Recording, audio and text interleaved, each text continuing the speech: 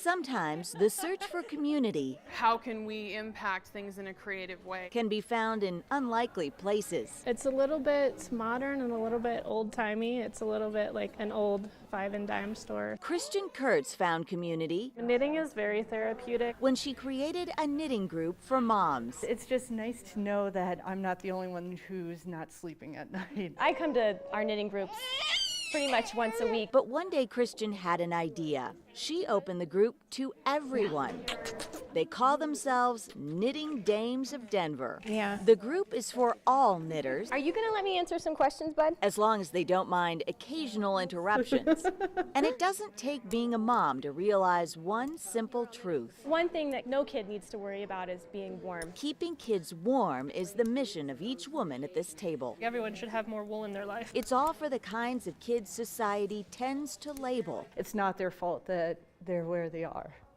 So, Former teacher Becky Nagel is referring to children in foster care. worked with some foster kids and other kids that weren't in good homes, and no matter how tough they seem on the outside, they're still kids at heart, and they love stickers, they love stuffed animals. In these bi-weekly sessions called Knitting for a Cause, It's going to be a beanie. each knitter has the freedom to create any item. I'm making an octopus stuffed animal. Right now I'm working on the legs. Christian then sends the handmade creations to Kids Crossing, a local foster care agency. When they have their foster kids come into their system, they would give them their care package, which has their toothpaste and brushes and things like that, but they don't have comfort items. So to do something that can give them a moment of peace, you know, and something that can be close to them and be theirs, it's really meaningful. Each knitting dame has her own reason for being here. I've known a number of kids that have been in the foster care system. I think that everyone should have something handmade for them. One thing that's almost always in common for those kids is that it's hard. Christian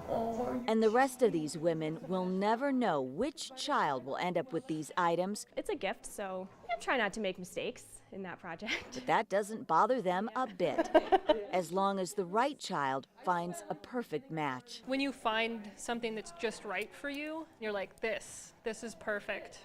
And so, yeah, it'd be nice for somebody to be able to look at this item and say, yeah, that hat is the hat for me. Brooke Wagner, Fox 31, Denver. Yay!